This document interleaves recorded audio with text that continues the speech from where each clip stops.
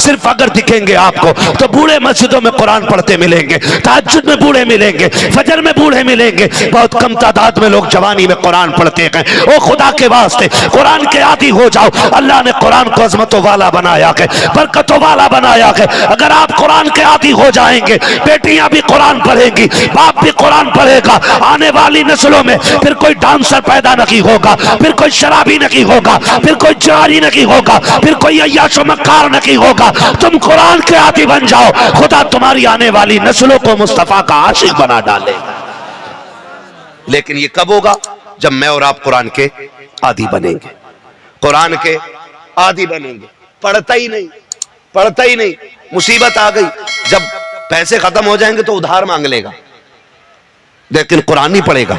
फरमाया गया कि जब किसी में बरकत ना हो ना, तो सूरह वाक़या कुरान के अंदर एक सूरत है, मगरिब बाद रोज पढ़ो उसको, एक बार पढ़नी है, सूरत खत्म करो, मुकम्मल हो जाए, हाथ उठा के कहो अल्लाह तुझे तेरी रहमतों का वास्ता बरकत दे।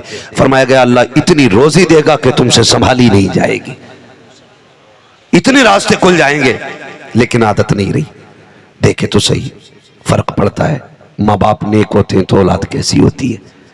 सरकारे गौसे पाक आम घर में नहीं आए, उस घर में तशरीफ लाए जिस घर की खातून बेटी इतनी पारसा जिसने कभी जिंदगी में गैर महरम को देखा ही नहीं था। एक होता है कि उसको गैर महरम ने ना देखा हो, लेकिन इनका पर्दा इतना कमाल का था कि इनको कभी किसी गैर महरम ने देखा ही नहीं था।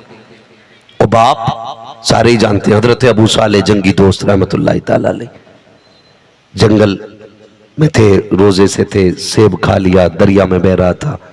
है आज तो लाखों रुपए हजम कर जाता है, एक डकार बंदा नहीं लेता है। उधर एक सेब खाया, चुरा के नहीं, बह के जा रहा था, वो खा लिया। जैसी हलक के नीचे उतरा, दिल ने कहा बता खुदा कयामत में पूछेगा तो क्या जवाब देगा। इतने ख्याल का आना था कि तबीयत बेचैन हो गई। चल फिर मालिक से माफी मांगनी है।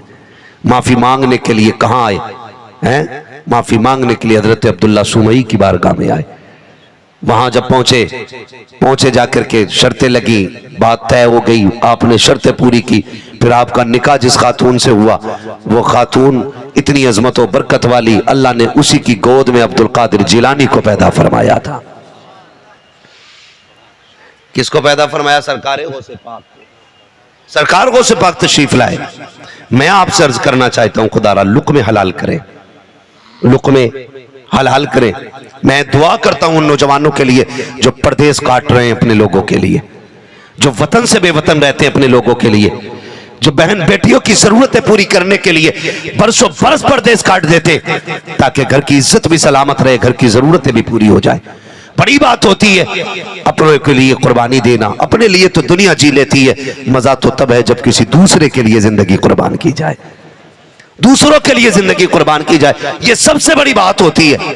तो नौजवान कई सारे परदेश काट रहे हैं, और कितने आ गए, कितनों की उम्रें गुजर गई, कितने परदेश से जिंदा नहीं मर के लौटे गए, वापस जिंदा ना आ सके। मैं दुआएं करता हूं उनके लिए जो हलाल कमाई के मेहनत में लगे रहते हैं। अल्लाह उनके रिस्क में बरकत अता फरमाए, अल्लाह उनकी कमाई में बरकत अता फरमाए। सबसे पहले लाजिम यह है कि हम अपने लिए रिस्क हलाल करेंगे। रोजी हलाल होती है ना, तो घर में आने वाला डांसर नहीं, अल्लाह का वली पैदा होता है। सबसे पहला काम है हलाल रोजी। हलाल रोजी हमारे अंदर आज कौन सा ऐब नहीं है? शराब, जुआ, सट्टा और कितनी नाजायज कमाइयों के जराए हमारे पास है। इनसे भाई बरकत नहीं होनी है, इनसे नुकसान होना है। बरकत अगर चाहते हो ना तो हलाल कमाई कमा के लो। कई बार ना हमारे नौजवान ना अपने बाप पे एतराज करते हैं, क्या किया तुमने हमारे लिए? एक जिंदगी में पक्की छत ना बना सके? जिस मोटरसाइकिल पे टहल रहा हूं अब्बा ये मेरी कमाई की है।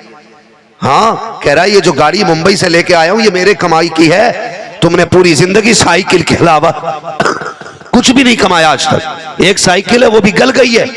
ये ताने बेटे बाप को देते हैं, कभी बाप को ताना ना दे। अगर तुझे लगे तेरे बाप ने मजदूरी की है ना, उसके कंधे दबा बैठ के और दबा के कह शुक्र है तेरा, तूने पसीना बहा के चटनी तो खिलाई है, हराम के खून में डूबे हुए मुर्गे की बोटियां नहीं खिलाई हैं। ये कह के बाप को मुबारकबाद दिया करो। वो थक गया तुम्हें खिलाते पिलाते, 40 साल हो गए, बूढ़ा हो गया आज वो। आज उसे ताने न देना, गुर्बत का ताना न देना। ये मत कहना तूने किया क्या है। बड़ी कुर्बानियां दे करके माँ बाप ना बच्चों को पालते, बड़ी कुर्बानियां दे करके माँ बाप बच्चों को पालते। लेकिन हमने ना एक कहते हैं शॉर्टकट, शॉर्टकट, जल्दी अमीर बनने वाला रास्ता। जल्दी अमीर कैसे बनता आदमी? हराम से, चोरी से, ब्याज से, सूद से, सट्टे से, इन सारी चीजों से आदमी ना लगता है बड़ा जल्दी अमीर हो गया। नहीं, इनकी इब्तिदा अच्छी है, इंतहा बहुत खराब होती है। इब्तिदा अच्छी है, अंजाम अंजाम बोले जरा, अंजाम बुरा होता है। हराम की तरफ नहीं जाना है नौजवानों, हराम की तरफ नहीं जाना है। हालात कितने भी मुश्किल क्यों ना आ जाएं, हमें अपने रब की तरफ जाना है। रोजी कौन देता है? बोले जरा, अल्लाह देता है। रोजी कौन देता है? अल्लाह। जोर से, मैं रब का नाम चाहता हूं आपकी जबान से निकले। रोजी कौन देता है? रज़ाक कौन है? रिस्क के फैसले कौन करता है? अल्लाह। रिस्क के फैसले कौन करता है? अल्लाह। अल्लाह करता है। जब रज़ाक अल्लाह है तो फिर शॉर्टकट मारने की जरूरत क्या है? 5,000 दे दिए, बदले में कितने मिलते? 6,000, 7,000, कुछ तो 1.5 गुना पे दे रहे हैं आजकल। 5, 10 दूंगा, 15 लूंगा, 10 दूंगा, 15 लूंगा। इस तरह से भी शॉर्टकट से लोग निकलना चाह रहे हैं। लेकिन सुन, तेरे शॉर्टकट में वो कमाल नहीं है जो रब की बारगाह से मिलने वाली बरकत में कमाल होता है, सुभान अल्लाह, जो उसमें कमाल होता है। हालात यही है। कभी कभी ये होता है, बीवियां कहती हैं सुनो जी, मुझे वही जोड़ा चाहिए जो प्रधान की बीवी ने पहन रखा है, मुझे वही जूती चाहिए जो सेठ साहब की बीवी ने पहनी है, वो जो मुंबई रहते हैं उनकी बीवी ने जो पहना ना सूट वही चाहिए। जब ये बात कही जाती है ना तो फिर शौहर मजबूर होके ना, जब उसकी हैसियत नहीं होती है फिर मजबूर होके वो नाजायज तरीकों से पैसा इकट्ठा करता है। जब नाजायज तरीके से पैसा इकट्ठा करता है ना तो फिर घरों में बरकतें नहीं, घरों में आफतें आया करती है। मैं, मेरी बहनें बैठी हैं, इनसे गुजारिश करूंगा खुदारा, मेरी बेटी, मेरी बहन, अगर तेरा शौहर मजदूर है, 500 रुपए रोज कमाता है, तो अपने शौहर से उसकी ताकत से ज्यादा सवाल न करना।